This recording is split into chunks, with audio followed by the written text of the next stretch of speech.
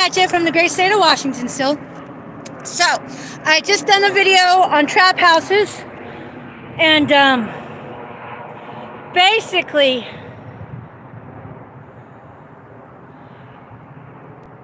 I want to speak about a story that I came across. So, whenever I was working in Denton, at a hospital in Denton, I think it was Medical Center Denton Hospital. I was working as an emergency room tech there because I had to flee my last employer, which was City Ambulance, after they accused me of stealing Versed when I never did, and they fired me, blah, blah, blah, whatever. So I'm like, let me get away from Houston. Make my way over to Denton, right? Well, they still fucking morgue mobbed me there.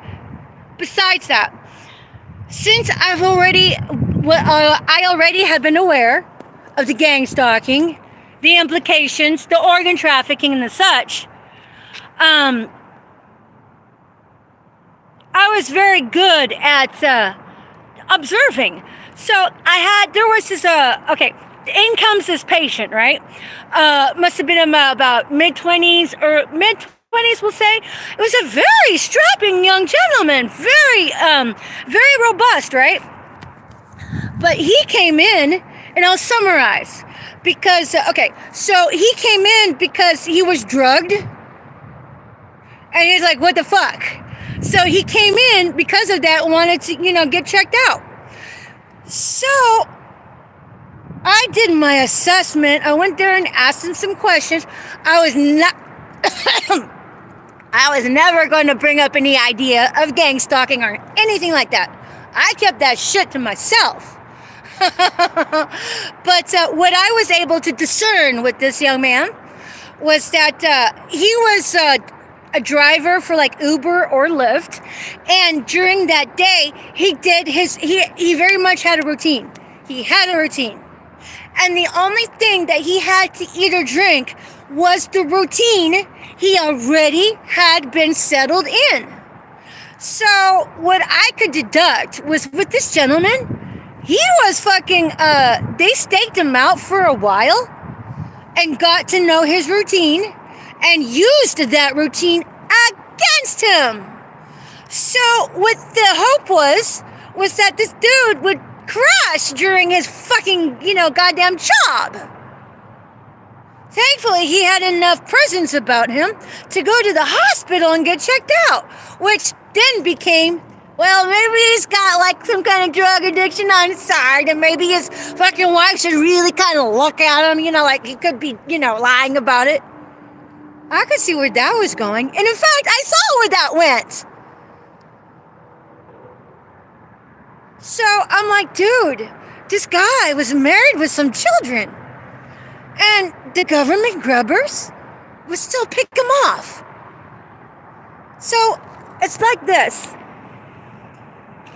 Be mindful of changing your routine up, because if you're unpredictable, it's very difficult to nab you or, set some psychotic street theater and then poison you or Rochambeau you or whatever.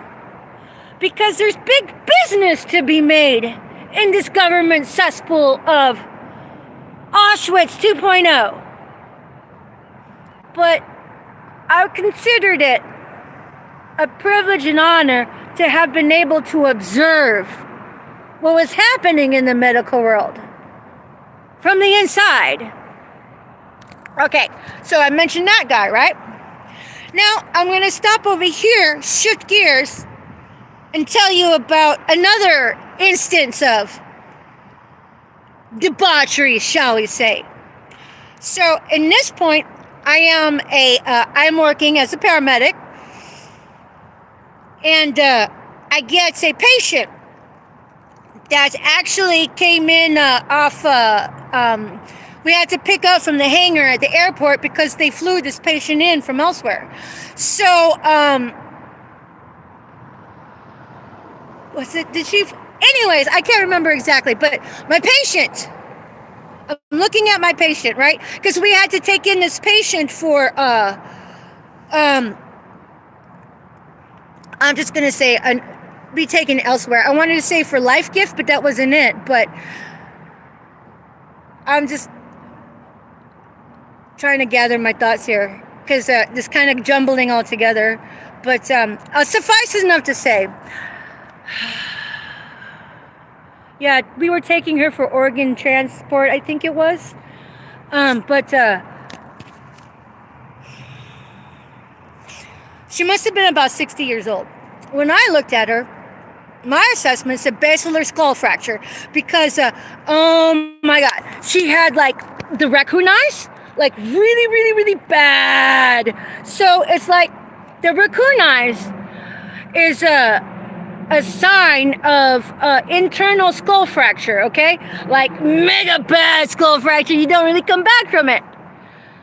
But whenever I was getting my report, I asked the nurse, what was the cause of death? Because I could see it, but it would lend to more information, right?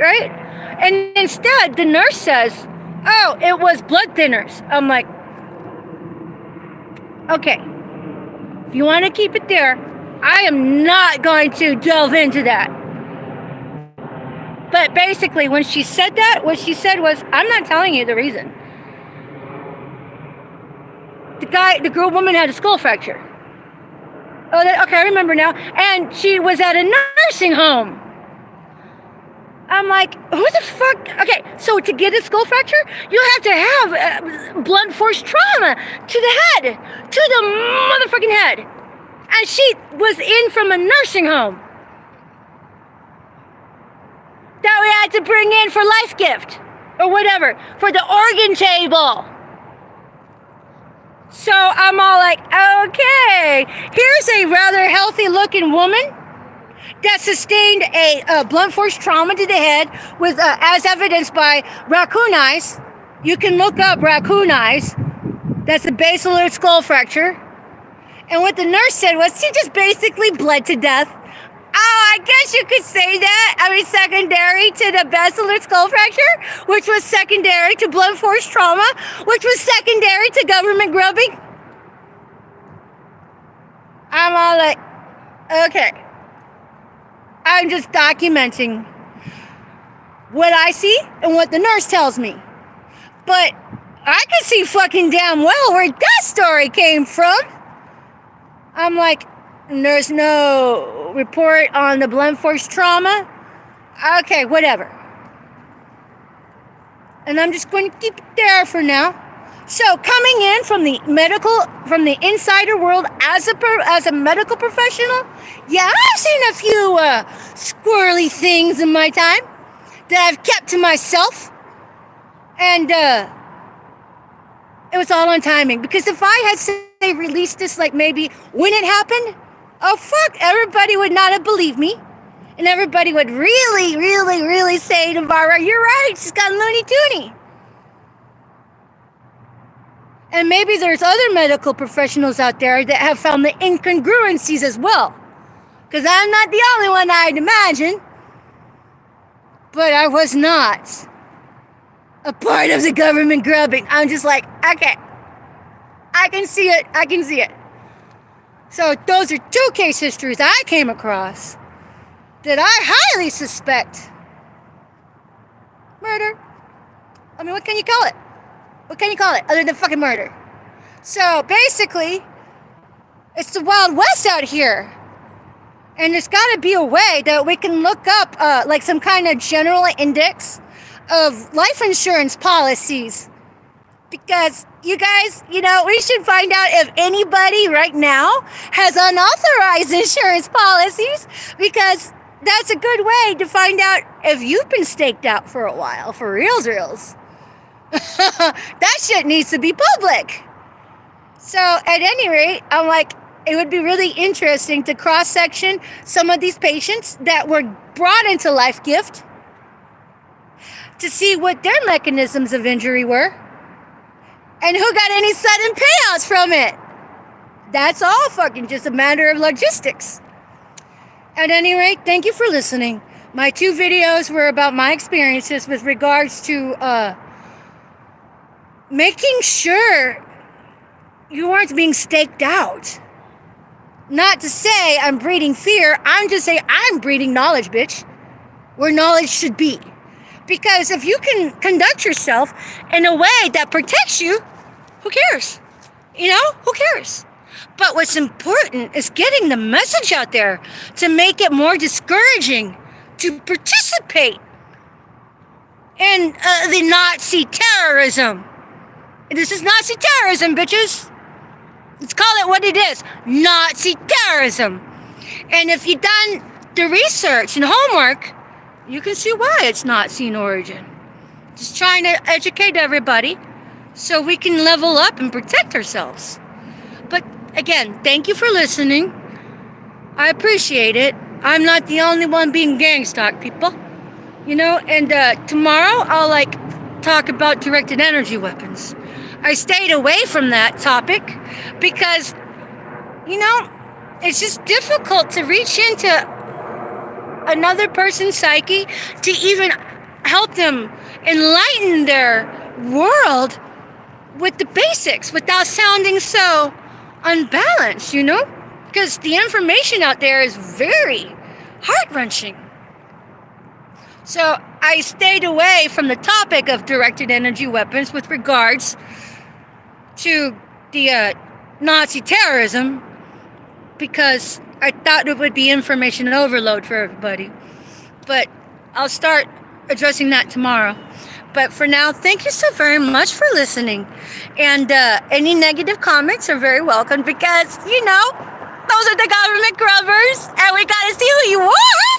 So the community can congratulate you on the government grubbing. Thank you guys for listening. I appreciate it.